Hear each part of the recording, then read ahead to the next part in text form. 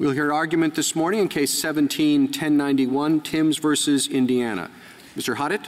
Mr. Chief Justice, and may it please the Court, the freedom from excessive fines applies to the states because it is deeply rooted in our nation's history and traditions and fundamental to our scheme of ordered liberty. The state of Indiana appears not to dispute that straightforward answer to the actual question presented, and for good reason. The freedom from excessive fines easily warrants incorporation alongside the Eighth Amendment's other protections. This Court has said just that 5 times over the last 30 years. Without addressing the incorporation question directly, the state asks whether the clause applies to the states the same way that it applies to the federal government. But 50 years of incorporation precedent holds that incorporated Bill of Rights protections apply to the states the exact same way that they apply to the federal government. There's no reason to adopt the so-called two-track approach at this late stage of the incorporation doctrine, especially— That's so of all incorporations. What about the non-unanimous jury in criminal cases? Justice Ginsburg, as the Court recognized in McDonald, the non-unanimous jury in criminal cases is an anomalous decision that results from a one-justice concurrence in the Apodaca case. And there's no reason, as the Court recognized in McDonald, for that to control when there's over 50 years of precedent, beginning in Malloy versus Hogan, Mapp, Aguilar, again in McDonald, rejecting that two-track approach. Adopting the two-track approach at this late stage would only invite further litigation about rights that are already incorporated. When this Court interpreted the Fourth Amendment right to be free from having your cell phone tracked in the Carpenter case, if my friend's argument were correct, we would have to relitigate whether that right applies to the states. Virtually all of the Bill of Rights, with the one exception noted by Justice Ginsburg, has been incorporated on the right-by-right approach used in McDonald, not on the application-by-application approach proposed. There are a few others that have not been incorporated, isn't that right? Oh, that's true, absolutely. But that's either because they haven't been addressed by this Court, like in the case of the Third Amendment right against quartering soldiers, or because, as the Court recognized in McDonald, they long predate the era of selective incorporation. So I think it's possible that if the rights at issue in Bombolis and Hurtado were to come before this Court today, the results might be different. But we don't have to get into that history here because the history on the question presented of whether the excessive fines clause applies to the states is clear. Well, what is the provision in the Constitution that you rely on? The Section 1 of the 14th Amendment, Your Honor. It's a component of the liberty that's substantively protected by the Fourth Amendment's due process clause. Yes, Your Honor. And we also have an alternative argument under Section 1's privileges or immunities clause. That would leave out non-citizens. Yes, textually, Justice Ginsburg, that would leave out non-citizens. But of course, Petitioner is a citizen, and that could be a decision for another day. It's also true that the fundamental and deeply rooted rights that are currently incorporated under the Due Process Clause apply to non-citizens, and they would continue to do so regardless of the Court's reasoning in this case. Well, but you can see there's different arguments about whether, and this gathers the state's primary submission, whether excessive fines are prohibited and whether civil in rem forfeitures are. And I certainly understand the argument that the disproportion and excessiveness arguments would be quite different with respect to forfeiting the instrumentalities of the crime. I mean, an argument could be made, well, that's always proportionate since it's the way the crime is accomplished. I don't agree, Your Honor, because whatever might be said of historic in rem forfeiture practices, forfeitures today, like this one, are fines within the meaning of the clause. The Court was unanimous on that point in Austin, and since then it has reaffirmed that point in the Bajikagian case, in the Hudson case, and most recently in Kokesh, all of which rely on Austin. As a result, state and federal courts today are— Well, of course, the argument there was not for the purposes we're talking about today in terms of incorporation. And if the test is, as it has been, whether it's essential, fundamental, and all that, you can see a distinction between saying, okay, you're going to be fined $500,000 and saying you're going to, I mean, the action is not against the individual, it's against the asset, and so you will lose assets that you used in crime. The first one sounds, yeah, that's pretty excessive. The second one, you can certainly argue, well, that makes a lot of sense. Doubtless, Your Honor, but these questions go to the excessiveness analysis, not to the incorporation analysis that is currently before the court.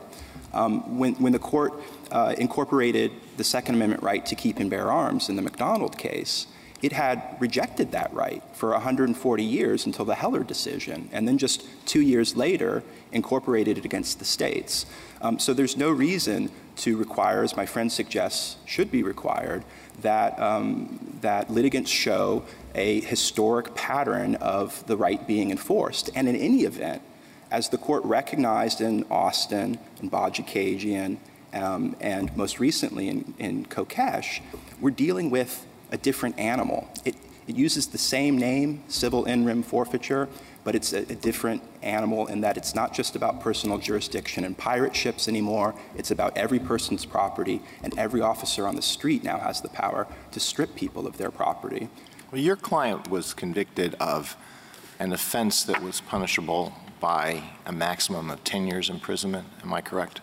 20 years imprisonment. 20 years imprisonment, and he was sentenced to 6, but it was suspended, right? That's correct, Your Honor. He was sentenced to home detention for 1 year and then 5 years of probation, the minimum on that scale. So if he had been sentenced to 6 years of actual imprisonment, would that have been a violation of the Eighth Amendment? Possibly, Your Honor. We would have to look at the proportionality to the gravity of the offense. And for what it's worth, Judge Todd in rural Grant County, Indiana, looked at this offense and the impact on the community and determined that it would be grossly disproportionate to strip Petitioner of his property or even to send him to prison. And I think that's significant, especially given that the Indiana Court of Appeals affirmed that decision, and the Indiana Supreme Court didn't even address it because it didn't have an opportunity to reach the excessiveness question. What have we said about the application of the grossly disproportionate standard? Well, Your Honor, as you know, the court in Bajikagian articulated that standard for the first time, and it hasn't had an opportunity to address it again since. Well, I mean in the context of imprisonment, not fines. Oh, absolutely, Your Honor. Well, under the Cruel and Unusual Punishment Clause, the court has articulated a very similar standard. Is the punishment grossly disproportionate to the gravity of the offense? And there's nothing radical about allowing trial judges at the end of a proceeding to assess under all of the circumstances, as this court emphasized in Bajikagian they should, even with respect to in rem forfeitures. That's something that trial judges do every day. But your assumption is that you assess the particular circumstances of the case. I mean, I suppose if you ask people, do you think 6 months is an excessive sentence for whatever it was, 3 counts of dealing in, hazardous illegal drugs, many people might say no. It's only when you say, well, is 6 months too much for the whatever the circumstances were here, the much I don't want to say insignificant, but lighter quantities involved. What do you look at? The particular circumstances or what the crime is? The crime is not dealing with tiny amounts of drugs. The crime that he's convicted for is much broader than that. Your Honor, excessiveness is, quote, necessarily fact-intensive. That's from the Bajikagian case. Excuse me, Your Honors, that's actually from the Second Circuit's Von Hoff case, which attempts to apply Bajikagian to the real-world circumstances of an in rem forfeiture. But Blackstone recognized that as well. There's no way to assess the disproportionality to the gravity of the offense in the abstract. By contrast, the incorporation question that's before the court today is easy to assess in the abstract. We ask ourselves not whether civil in rem forfeitures, a right against excessive in rem forfeitures is somehow deeply rooted and hence can be incorporated. We ask whether the freedom from excessive fines, which has been recognized since the 13th century, is incorporated. And it's important to recognize that the Indiana Supreme Court's decision in this case did not adopt my friend's suggestion of simply saying that it doesn't apply to in rem forfeitures. The citizens of Indiana today don't enjoy protection from excessive fines of any kind. And that's true of the citizens of 3 other jurisdictions, as we pointed out in our petition for certiorari. If we were to assume, for the sake of argument, that imprisonment for 6 years would not be an Eighth Amendment violation for this offense, what would that say about a fine of $42,000?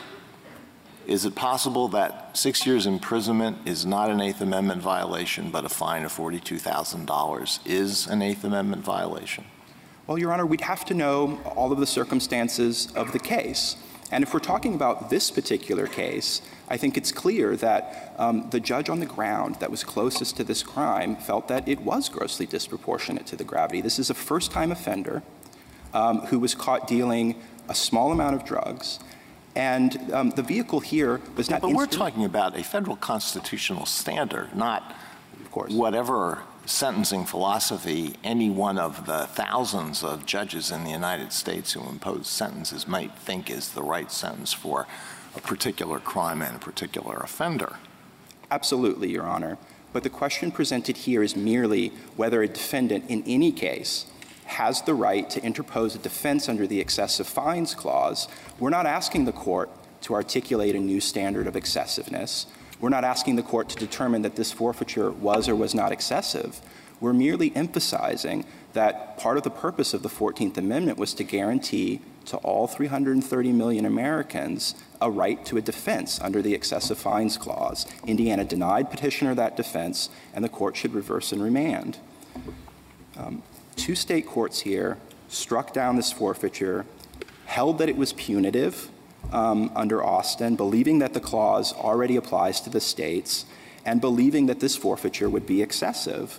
The Indiana Supreme Court did not address the excessiveness question. It, quote, declined to find or assume incorporation until this court, quote, authoritatively holds that the clause applies. Is there any in rem forfeiture, not this one, which relied on the criminal activity of this defendant, but let's say that that the state did away with innocent owner defense, so that the forfeiture was against the innocent owner. Would that be punishment? I think under my reading of Austin, it was that only those forfeitures that are punitive count under the clause. So what can a state do to take it out of its punitive nature? Well, it's important to recognize that Austin says that if the forfeiture is at least partly punitive, it comes within the confines of the clause. So a forfeiture— So they do away with the innocent owner defense, and the innocent owner comes in and says, this is my property, I didn't commit a crime. They say it's too bad. Well, the property did. I think, Your Honor, it's safe to say that that could be deemed excessive. If we look at the Bennis case, that case is about a co-owner who didn't commit the crime. And the court held that as a matter of federal substantive due process, that co-owner did not have an innocent owner defense. But that does not dictate that that co-owner couldn't articulate an excessive fines defense. Indeed, why? It's not punitive against him. It's the property that is being charged with having been involved in a crime. I see your question, Your Honor. I think that if someone had done nothing wrong, let us say that someone steals my car as I'm walking into a Target, commits a bank robbery, and the police seize that vehicle quite righteously. I mean, as a practical matter, of course, the police are going to return the vehicle to me. But if the state were to go so far as to institute forfeiture proceedings against that person, as Justice Kennedy recognized in his Austin concurrence, there would be several serious constitutional problems with that. And it may be that in those circumstances, where I am entirely blameless, that the court would hold that there is a substantive due process right to reject that forfeiture, or the court would find it to be grossly disproportionate to the gravity of the non-existent defense. So I think Bennis can be easily reconciled with this case, particularly when the court looks at Justice Stevens's dissent in Bennis, which with 2 other justices points out that Mrs. Bennis didn't bring an excessive fines defense. Had she done so, at least those 3 justices would have been inclined to rule in her favor. So you're saying even if it's a classic in rem forfeiture, of a kind that's been known for centuries, that would potentially violate the excessive fines clause? Yes, Your Honor. This Court has rejected the idea that states can work their way around the excessive fines clause based on nothing more than a label. This is not a labeling game. The Court looks to the substance of what's happening. It emphasized that most recently in the Kokesh decision, that, fines, penalties, they sometimes serve several purposes. But with respect to civil in rem forfeitures, if any of those purposes are punitive in nature, then the defense can be raised. And that makes sense. What is the situation with jail, prison? I have a vague recollection. Often such recollections are incorrect. But I have a vague recollection that there was a case in which California's three-strike law was applied to sentence to life a person whose final offense was stealing an $80 golf club. And I think the majority said, no, we're not going to look at that because it's too complicated. Am I right? Does that ring a bell? Because if that still is the law, which I think it is, it's something anomalous about saying, by the way, if you took his Mercedes, we will look to see whether that's disproportionate to taking a golf club. But if you send him to jail for life, we won't. Now, have I stated this correctly? And if so, how do we deal with it? Well, Your Honor, I think the most relevant authority here is the Harmelin decision, in which this Court, similar to the situation you're describing, allowed a person from Michigan to be sentenced to life without the possibility of parole for having 650 grams of, I believe it was cocaine. And the Court reasoned that, look, that amount of cocaine could be broken up and easily used for distribution. So it's appropriate in these circumstances to punish that harshly. Here, we're dealing with 2 grams. My question really is, are there cases where we have said that the punishment is disproportionate, where it's simply a question of the degree of punishment, i.e. life imprisonment, and the nature of the offense, e.g. stealing a golf club? And this is what I'm not sure there are. And if there are not, it seems odd, and I think I'd have to think about it, or maybe we should address in some way your argument as to why there is that difference. Your Honor, I think if we posit that difference, yes. Saying there is a difference. Between sentencing a person for stealing a golf club, yeah. a life sentence? Mm-hmm. I think that, no, there is no difference, and that if there is that tension between the excessive fines clause and the cruel and unusual punishment clause, that in an appropriate case, this Court should resolve it. I thought the 3 strikes, it wasn't simply stealing a golf club, it was the third offense, so it was a punishment for recidivists. Absolutely, Your Honor, and thank you. He also robbed a chicken coop. Well, this gets me back to the question I was asking before. If 6 years imprisonment is not a violation of the Eighth Amendment, and you said it might be, I think you might have something of an uphill fight to prove that, but 3 years, 2 years, how low would the ceiling of permissible term of imprisonment have to go in order to justify a holding that a fine of $42,000 is a violation of the Eighth Amendment? What is the equation between the monetary, between dollars in a fine and time imprisonment? Your Honor, although it might be unsatisfying, the Court has said repeatedly that there is no equation and that there can be no equation because these situations are inherently real-world in nature, and that courts have been directed, specifically with respect to in rem forfeitures in the Bajikagian case, to assess all of the circumstances. And as Justice Ginsburg was assisting me, it's absolutely the case that the Court has to look at not just the value of the property, not just the gravity of the offense, but also the offender himself and his effect potentially on the community if he remains at large. There's nothing new about that. Trial judges every day assess in all of the circumstances what is an appropriate punishment. And all we're saying in this case, we're several steps removed from the question presented right now.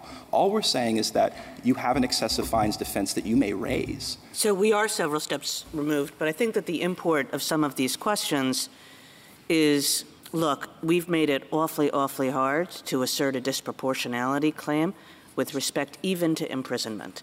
And if it's at least equally hard to assert a disproportionality claim with respect to fines, we could incorporate this tomorrow and it would have no effect on anybody. That's potentially true, Your Honor. But the standard of assessing this type of economic sanction, it's important to recognize, is being developed as we speak in the lower courts. This court's decision in Bajikagian has prompted the lower courts to try to articulate factors. And some courts use some factors, other courts use others. In an appropriate case, with full briefing and a comment from amici, this court can and should decide that important question. But this case merely insists that Petitioner, like every other American, has the right to raise the excessive fines defense, and that the Indiana courts can then assess the situation. Well, but you're asking us to, buy a pig in a poke. In other words, you're saying incorporate this, but, we don't even know whether it means we're going to decide whether $10,000 is enough or $20,000, or if we're simply going to say something along the lines of Harmelin, which it's not just that it's whatever so many grams, it's that it's the third offense, and so that's what's the protection against that is fundamental to a civilized society or whatever the standard is that we've been applying. And you say don't worry about what it means, just incorporate it and then figure it out later on. Your Honor, I'm not saying don't worry about it. I think that this is a pressing question. And in an appropriate case, I think that the court does need to take it up. But if we look to the Harmelin decision, Justice Scalia's opinion in that case points out that there's special reason to be concerned when the government uses economic sanctions to punish a person. Because unlike all other forms of punishment, whether it be life imprisonment, Justice Alito, or three strikes law, those cost the government money. But these types of forfeitures and fines raise revenue, and there's good reason, there's good history for being concerned about the sovereign power to raise revenue using punishment. Well, let me give you two examples. Suppose your client, instead of using a Land Rover, was it? Yes, yes, a Land Rover had been using a 15-year-old Kia, or at the other extreme, suppose that he used a Bugatti, which costs like $250,000. Would the excessive fine clause apply differently in those three cases? No, Your Honor. It applies the same. But would the result be different? If he had been driving a car with a book value of $1,500, would the result be different? Well, Your Honor, we would have to know more. We would have to know what the gravity of the offense was. Well, we know. It's the offense we have here. We know what the offense is. I think in this instance, any forfeiture of the vehicle would be excessive because this vehicle was not instrumental to this crime. It was incidental. It's no surprise that in rural Indiana that a person might drive somewhere to meet with someone, and that doesn't make this vehicle somehow like a pirate ship that had been sailing the high seas. Well, that's contrary to a lot of civil forfeiture law. I mean, this was an instrumentality of the crime. This is how he got to the deal place and how he carried the drugs. Normally, I mean, you're carrying the drugs in your car. I think it's pretty well established your car can be forfeited. Potentially, Your Honor. It's well established that the car is subject to forfeiture. It is not, however, well established that that would necessarily not be excessive. What does it make a difference? We've been talking about the value of the item. What if the person doing this, was a multimillionaire? $42,000 doesn't seem excessive to him. Well, and yet, if someone is more impoverished, it is excessive. Does that matter? Well, Your Honor, if the court looks to the brief of the Eighth Amendment scholars filed in support of neither party, they discuss this. Magna Carta had the principle of salvo contentamento, the idea that you can't take from a man so much that he would be destitute. And the court has suggested that in the Bajikagian case that might be a factor, but it specifically declined in Bajikagian to articulate factors, recognizing that this is highly contextual, highly fact-intensive, and something that ought to be developed in the lower courts before this court pronounces any particular test. What is the, on the federal side, how does this work? What kind of forfeitures have been held unconstitutional? Have any? Yes, Your Honor. The Second Circuit's von Hoff decision is helpful. That case dealt with a wife who was unaware that her husband was cultivating marijuana in the family home. And the Second Circuit wrestled with that case, articulated factors for assessing excessiveness, and determined that that wife was entitled to return of a portion of the property. And that's important to recognize, too. This isn't an all-or-nothing thing. It may be that the Bugatti that Justice Alito was talking about would be forfeited in part and not in full, or that a person who is particularly dependent on their vehicle, say they're a mother and it's the minivan that they use to get their children to school, that a trial judge might determine that that is constitutionally excessive. Your Honors, if there are no further questions, I'd like to reserve the balance of my time. Thank you, counsel.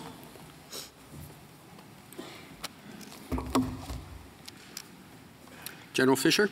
Mr. Chief Justice, and may it please the Court, in rem forfeitures have been a feature of the Anglo-American judicial system for hundreds of years. But until about 25 years ago, no court had held that they were subject to a proportionality limitation. While other constitutional doctrines may General, limit... before we get to the in rem argument and its application to this case, can we just get one thing off the table? We all agree that the excessive fines clause is incorporated against the states. Whether this particular fine qualifies because it's an in rem forfeiture, another question. But can we at least get the theoretical question off the table, whether you want to do it through the due process clause and look at history and tradition? You know, gosh, excessive fines, guarantees against them go back to Magna Carta in 1225, the English Bill of Rights, the Virginia Declaration of Rights. Pretty deep history. Or whether one wants to look at privileges and immunities, you might come to the same conclusion. Can we at least agree on that? Well, I have two responses to that. First, well, I think a yes or a no would probably be a good starting place. Well, I think with respect to in personam, the answer is yes. But you have to take into account, and this is the methodology of McDonald, you have to take into account the history and traditions of the right being claimed.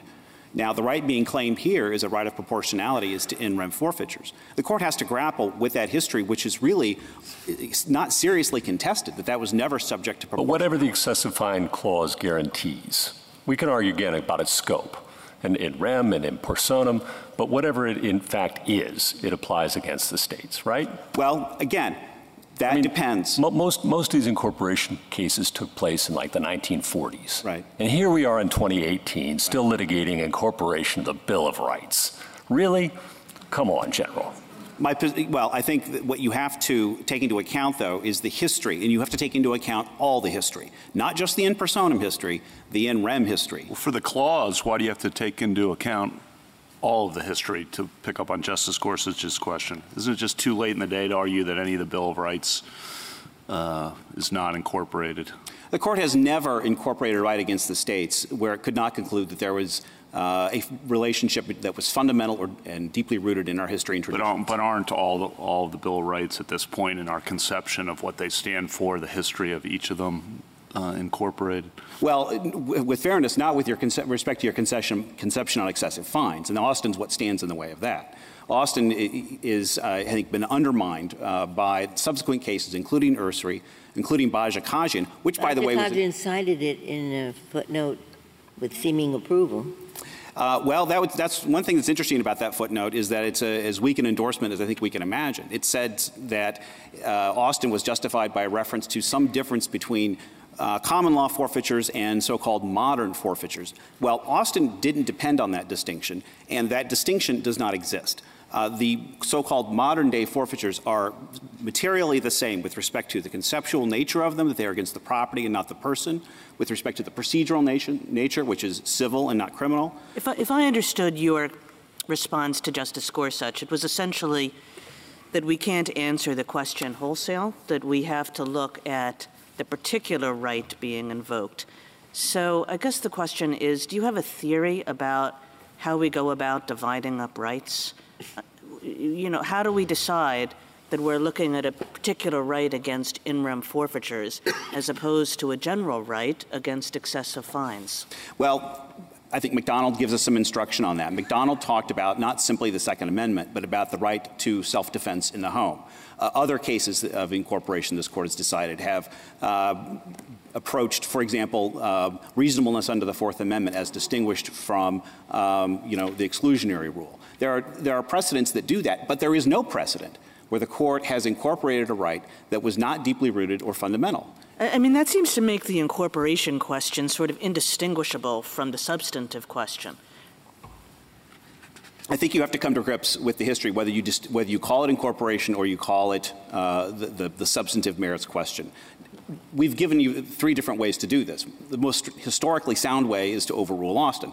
If you don't want to do that, Counsel, you know, if just to pause on that for a second, you know, the Indiana Supreme Court didn't address the merits questions, didn't address any of this forfeiture and rem in personam, just said that the excessive fines clause is not incorporated, period. Why isn't that just wrong? And then you can go make these arguments about why it doesn't apply to this case on remand. Do you really want us to answer the merits questions too? Well, the problem with relying on lower court percolation on the merits question in terms of whether Austin is correct is that Austin binds the lower courts. They don't have an opportunity to revisit that. This Court does. The matter has been Okay, let's say this Court's not inclined to revisit Austin. You're going to lose not just the incorporation question, but the merits question too. Good day's work? I'm not sure what you mean by the merits question in that regard. With respect to whether this forfeiture is excessive, certainly that discussion and that argument would take place back in the Indiana Supreme Court. With respect to the meaning of Austin, whether Austin remains good, I think that's only something this Court can affect. And I think with respect to the broader question, even if the question, Justice Kagan, is the excessive fines clause as a whole and not something where we're going to slice and dice the rights, we still have to take into account that history of in rem forfeiture. And we don't have any examples of incorporation where there is this substantial history that calls into question the fundamental or deeply rooted nature of a very large area where that right would be applied. But we do have a relatively recent history calling into question the division between in rem and in personam. Certainly in the area of personal jurisdiction, there was once quasi-in rem jurisdiction and personal jurisdiction, and yet in Schaffer against Heitner, the Court said, we're not going to do that anymore. Due process controls both, so whether you label it in rem or in personam, let's remember that things don't have rights or obligations in and of themselves. It's people that have rights or obligations with respect to things. Well, with respect to Schaffer, I think what's critical there is the word quasi, because, of course, it was not a straight-up in rem proceeding. We're talking about the ability to seize assets for a case where there had been an in personam judgment, and that distinguishes that category of cases from the historical in rem forfeitures we're talking about. In rem is still critical for jurisdictional reasons, it comes up in sovereign immunity. It binds the states there that we can't assert sovereign immunity the same way when we've got an in rem proceeding. You've got other situations, double jeopardy. We already have a distinction in the double jeopardy context where in rem is critical. So I don't think we can just wave it away. What is the difference between the approach that you're advocating here and the way the Court used to address the question whether rights protected by the Bill of Rights apply to the states before it began the process of incorporating provisions of the Bill of Rights one by one, and it said that what applied to the states were those rights that were implicit in the concept of ordered liberty. So there was a two-tiered system. Mm-hmm. And that seems to be what you're asking us to go back to with respect to the excessive fines clause. Is there a difference? Could you explain what is the difference between those two approaches? Yes, indeed. We're not suggesting some sort of systematic differential treatment.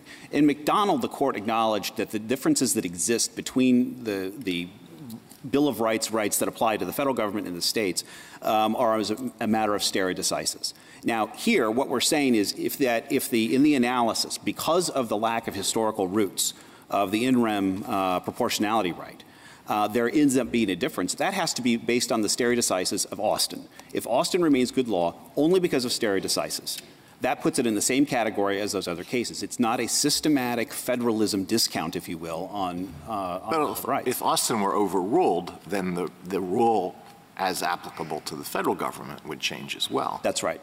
That's right. We would be on the same. I'm still not seeing the difference between. Well, the difference would be if you look at Austin, if you were to look at Austin and say, you know what, Austin was dead right.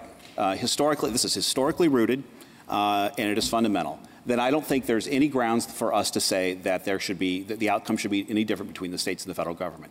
If you look at Austin and you say, you know what, that's questionable, but we don't want to overturn it because stare decisis principles counsel against that.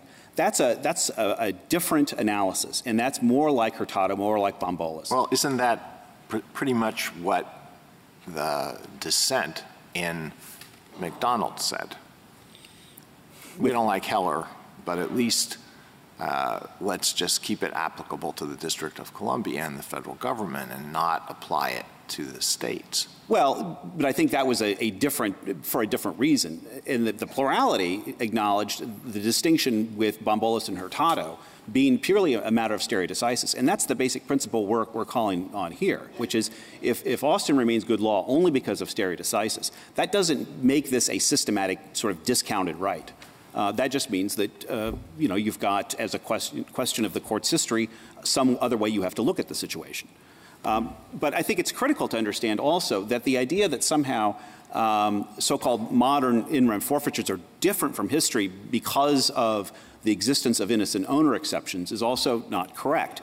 Innocent owner exceptions did exist within the last couple of hundred years. Indeed, authorities contemporaneous with the ratification, or roughly contemporaneous with the ratification of the 14th Amendment, acknowledged that there might be innocent owner defenses. The treatise by Bishop says if the law in its clemency permits an innocent owner to make a claim, that does not convert into punishment that which was not already punishment. It doesn't make any difference. So no matter how we look at in rem forfeitures today and the features that they exhibit, they're no different than the historical in rem forfeitures that this court has said in cases after Austin, calling Austin into question that they were not punishment. But, in your view, an in rem civil forfeiture is not an excessive fine. Is that right? Yes, that is true. So what is to happen if a state needing revenue says anyone who speeds has to forfeit the Bugatti, Mercedes, or a special Ferrari, or even jalopy? There is no excessive fines issue there. What I will say, and what I think is important to remember, is that there is a constitutional limit, which is the proof of instrumentality, the need to prove nexus. Yes, that isn't a problem because it was the Bugatti in which he was speeding. Right. So there is all the nexus. Historically, I just wonder what is it? What is it? Is that just permissible under the Constitution? To forfeit the Bugatti for speeding? Yeah, and by the way, it was only 5 miles an hour. Yeah. Above the speed limit. Well, the answer is yes, and I would call your attention to yes, it's forfeitable. It is forfeitable. Yeah. The Louisa Barber case, one person over the passenger limit and the entire ship is forfeit. This is history shows us in rem forfeiture. So if the airplane is speeding. Well, in rem forfeitures have always been with us, and they have always been harsh. General, yeah, that is true, but that's because up to a certain point in our history, we didn't apply the Bill of Rights to the states.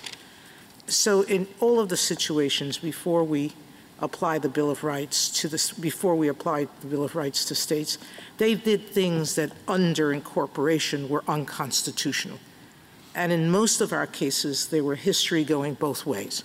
Some states did, some states didn't. So really what the issue that we have to look at is where has our understanding come to in terms of a particular Bill of Rights. And in Austin, we said it is a long part of history that punitive sanctions cannot be excessive. And Justice Scalia said it very well. For the Eighth Amendment to limit cash fines while permitting limitless in-kind assessments would make little sense, altering only the form of the Star Chamber abuses. So at a certain point in Austin, we looked at what had happened to in rem forfeiture and realized that we had just changed the Star Chamber form. I don't actually understand your argument based on history, because without incorporation, the history is going to be what you want it to be. The real question is the fundamental right. Are we trying to avoid a society that's like the Star Chamber? And if we look at these forfeitures that are occurring today, and that's what Austin documented, many of them seem grossly disproportionate to the crimes being charged. So how do you deal with that? How do we avoid a Star Chamber return? Well, the history that's relevant is not simply the history of what states were doing. It's also the history of what the federal government was doing. And there was no suggestion that before the civil rights amendments were passed that the federal government, in all of its harsh in rem forfeitures, was somehow violating the excessive fines clause. There was no proportionality limit there. Now, I think with respect to understanding, how we view today's forfeitures, you can't distinguish what's happening now from history when historically an innocent owner was never, not entitled to a defense. How would we ever say, and I think Justice Scalia makes this point, how would we ever say that a forfeiture as to an innocent owner was proportional because the owner is innocent? So that has never been part of the equation. Well, the part that's different about modern forfeitures, and I think this is what Justice Sotomayor is getting at, is that many of them are punitive to the person, and that was not part of in rem forfeitures at common law. Well, we're dealing with a world in which it's different in kind, not just degree. Not just in number, but in kind. And that's what Justice Scalia, that's what everybody in Austin agreed on. That much was unanimous.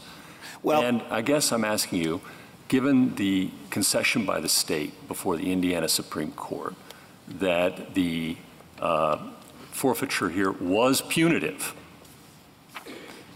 if we don't overrule Austin, and you want us to apply not just the question of incorporation, but go to the merits, don't you lose? No, I don't think we lose, because I don't think the question of punitive and remedial is something that Austin borrowed from Halper. That test has been overruled as to double jeopardy.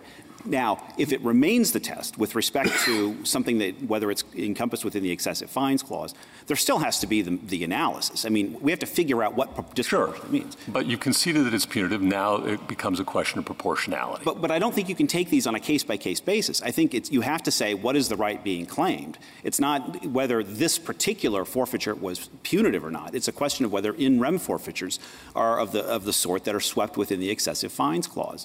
And historically, the statute here says it's punitive, and you've conceded that the statute's punitive. So I'm still stuck on how do you get out of that box? Well, I suppose, I mean, if it's the magic word punitive, we could just change the statute. But I don't think that would be a very satisfactory result. I think what the court is probably looking for is some better way to describe what is included within the excessive fines clause, something more substantive than that.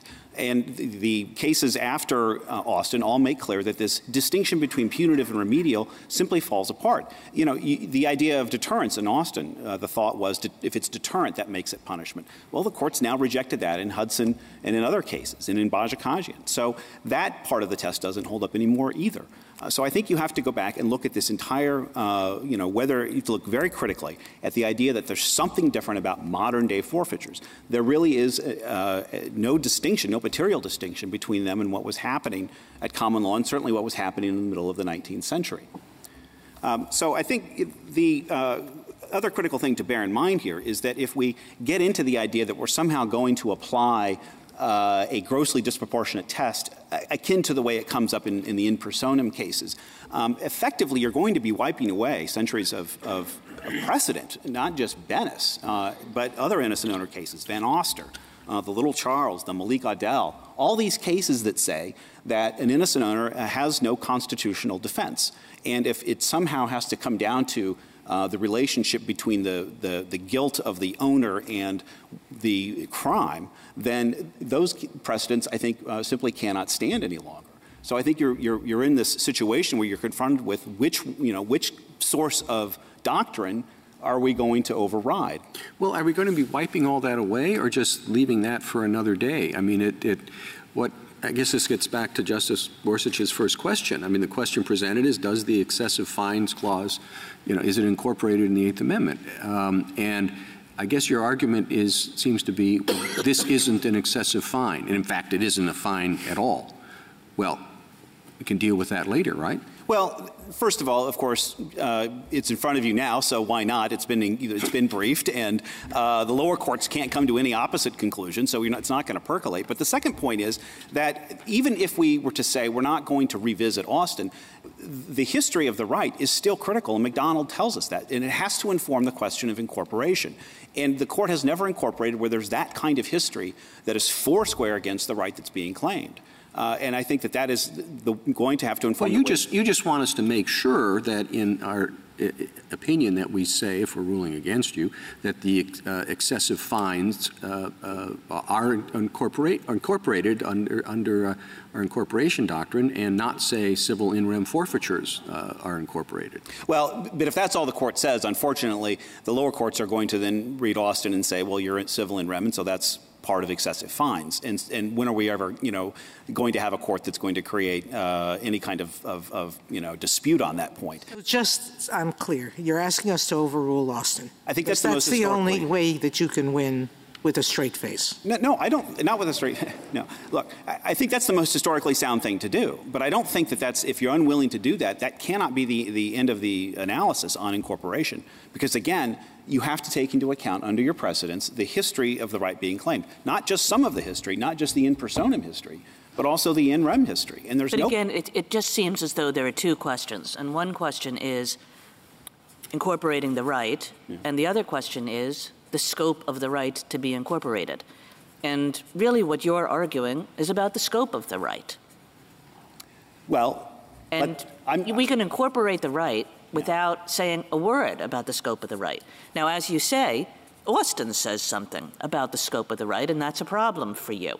But you're really asking us to talk about the scope of the right, aren't you? Well, certainly that's what we think is the most historically sound thing to do. But even if you assume that away, and we're just looking at whether we're going to incorporate the right, the test for incorporation is historically rooted or fundamental to ordered liberty. And to answer that question, you have to look at the history of the right. If the right includes... Well, that's why I asked at the beginning, what's your theory for how you define the right and which history you look to? Yeah. Because you're really suggesting that we don't take the right wholesale, we try to chop it up. And I guess, there are always going to be questions about the scope of the right to be incorporated.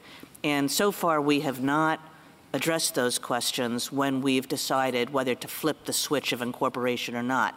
We've understood those questions to be distinct and to be questions for another day.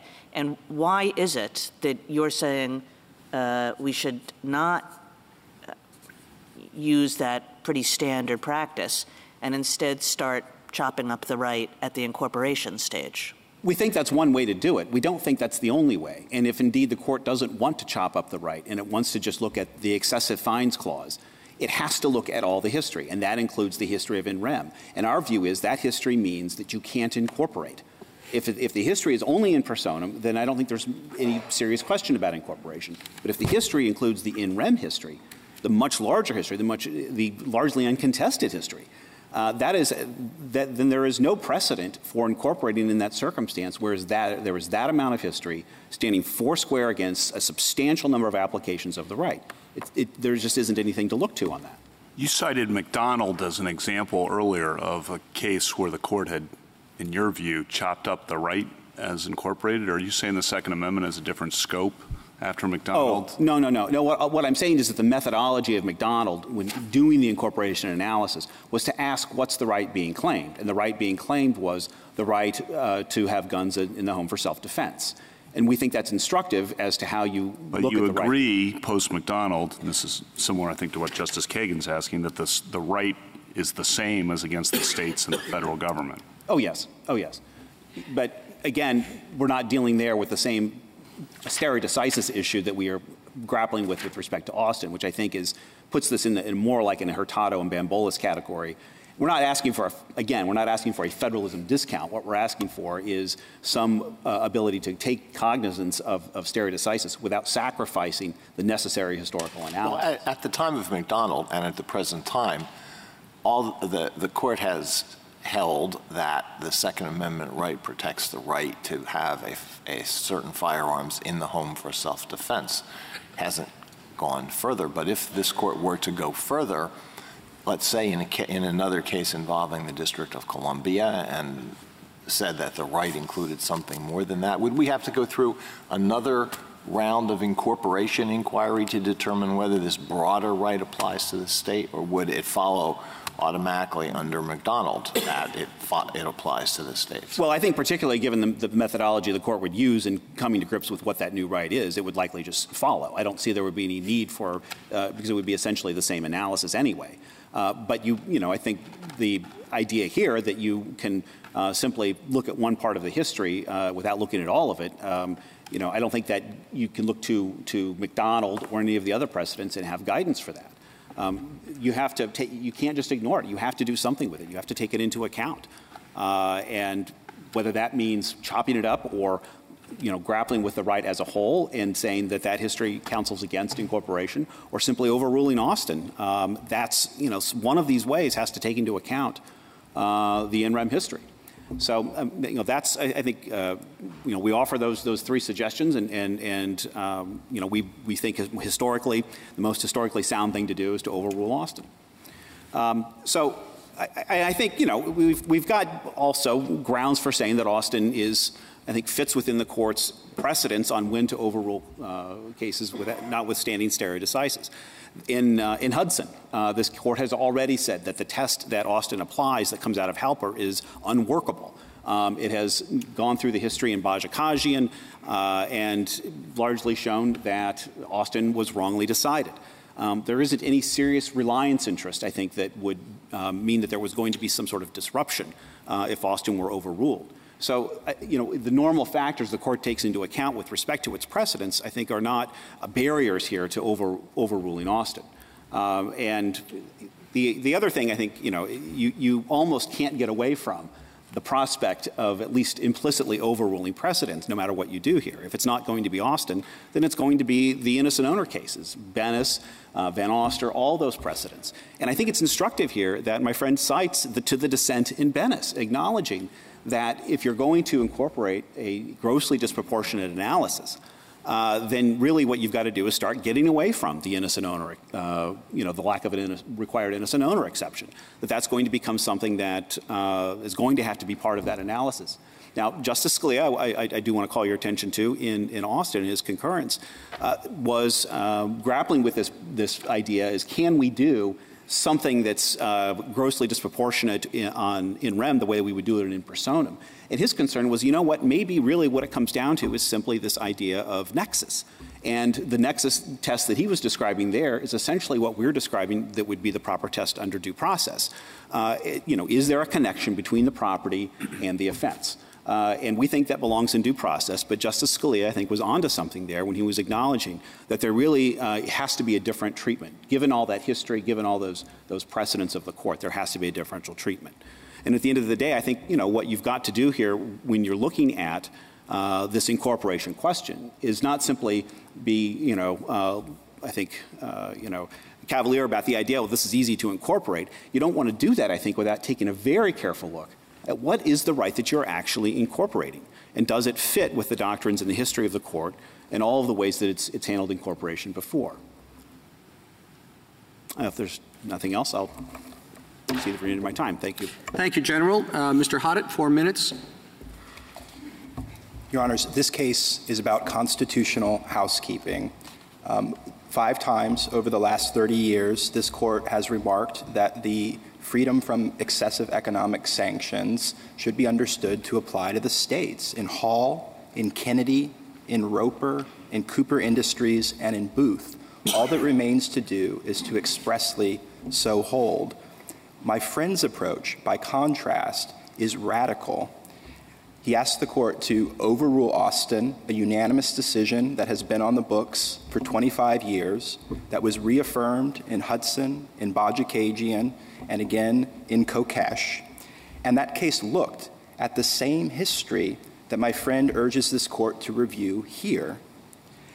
It would allow, if the court were to overrule Austin, governments at all levels to impose constitutionally excessive civil in rem forfeitures based on nothing more than a label. This is not a labeling game. It would also revive the so-called two-track approach that this court has rejected now for more than 50 years. So even if we imagine that the court would take such a radical approach, it would break with, for example, the commercial speech doctrine, which there was a long history of commercial speech activity in this country before the 1970s decision in which this court held that there is a commercial speech right, and did so in a case against the state without even pausing on the incorporation question. So, even if some forfeitures are non-punitive, other forfeitures are punitive. And the forfeiture in this case clearly meets Austin's test that it be at least partly punitive. If the court looks to Indiana Code 342414A, it shows that this statute is more punitive than the statute at issue in Austin because it required the state in its case in chief to prove that petitioner knew about or should have known about the crime at issue here, and that is not true under 21 U.S.C. 881, the statute at issue in Austin. Both statutes have innocent owner defenses, so if anything, this is more punitive, not less. If the court has no further questions. Thank you, Your Honor. Thank you, counsel. The case is submitted.